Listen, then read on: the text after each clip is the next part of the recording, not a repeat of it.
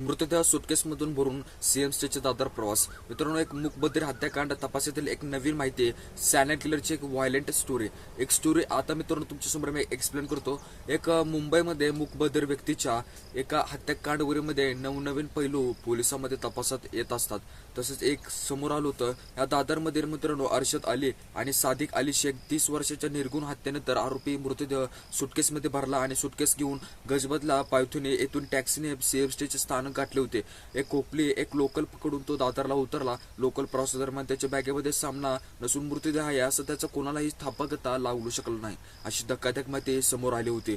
पण असं सर्व घडत असताना कालीने एक सांताक्रूज एक परिसरामध्ये राहणाऱ्या मूकबधीर ऐश्वर्याचा एक विवाह झाला होता. असून त्याला 2 मुले होते आणि पत्नी. मूकबधीर हसून पायथून येथील गुलालवाडी परिसरामध्ये राहणाऱ्या एका श्रीमंत कुटुंबामध्ये प्रवीण चावडा 32 वर्षाचा, शिवजित सुरेंद्र सिंह 33 वर्षाचा यांच्यासोबत त्यांची क्रिकेट मुळे मैत्री झाली होती. त्यामुळे प्रत्येक रविवारी तिघेही जायचे घरी एकत्र दारू पार्टी करत होते. रविवारी नेहमीप्रमाणे तिघेही जायचे घरी आणि त्याच वेळी अर्शदच्या बायकोवरचा एक शिवजित सोबत एक भांडण सुरू झालं होतं.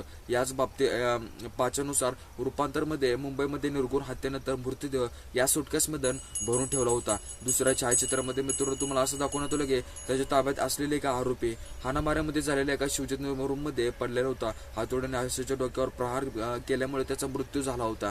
त्यानंतर मृतदेह सुटकेसमध्ये भरला. शिवजीचे दारूच्या नशेमध्ये असलेल्या त्याने एक धमकावून मृतदेहाची विल्हेवाट लावण्यासाठी जबाबदारीची जेवर सोपवण्यासाठी प्राथमिक चौकशी समोर आली होती. अर्शदची हत्या झाल्यानंतर तासभरामध्ये शिवजीचे मृतदेह सदर जयने सुटकेस इमारतीच्या खाली आणले होते. तेथून टॅक्सी पकडून सीएमसी मध्ये स्थानक गाठले होते. तिथूनच एका खापोलीमध्ये जाणारे लोकल पकडून दादर गाठले होते. तेथे दादरच्या फलाट आकारावर जयने सुटकेस घेऊन तुतारी एक्सप्रेसमध्ये चढवण्याचा प्रयत्न केला होता. व्हिडिओ कॉल करत असलेल्या निर्गुण हत्या झाली होती त्याची.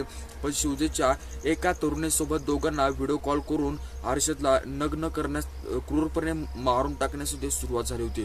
तो जीव वाचवण्यासाठी गायावाया करत होता. व्हिडिओ कॉलमध्ये व्यक्ती तिसऱ्या मूकबधीर व्यक्तीच्या व्हिडिओ कॉल करून मारहाणीचे लाईव्ह चित्रण दाखवत होतो.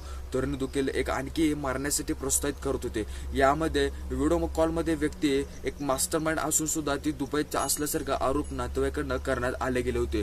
व्हिडिओ कॉलमध्ये 3 व्यक्ती नेमक्या कोण आहेत, त्यांचे हत्येमागे काय कन्व्हेन्शन आहे याबाबत चौकशी अजून तरी सुरू आहे. याबाबत सर्व प्रकरण घडताना प्रेम प्रकरण की पैसे. सुरुवातीला आरोपीला एका मुलीच्या प्रकरणातून हत्या केल्याचं सांगितलं गेलं होतं. त्यानंतर दुसऱ्या वेळी 2 लाख रुपये देणे असल्याचं वादातून काटा काढल्यामुळे सांगितलं होतं. त्यामुळे हत्येमागचं नेमकं कारण तरी अद्याप स्पष्ट अजून तरी झालं नाही. असं सर्व गोष्टी होत असताना त्यावेळी रेल्वे पोलीस अंमलदार माधव केंद्र यांची नजर त्यांच्यावर पडली होती. त्यांच्या संशयामध्ये हालचालीवरून त्याच्या बॅगेची झडती घेताच सायलेंट किलरच्या एका व्हायलेंट स्टोरीचा उलगडा पडला होता. असं सर्व होत असताना हे पूर्ण स्टोरी मित्रांनो एक सेम पिक्चर सारखी वाटते, पण ही सत्यात घडलेला आहे. तर व्हिडिओ कसा वाटला, व्हिडिओ आवडल्यास व्हिडिओ लाईक करायला अजिबात विसरू नका. भेटूया अशा एका व्हिडिओमध्ये.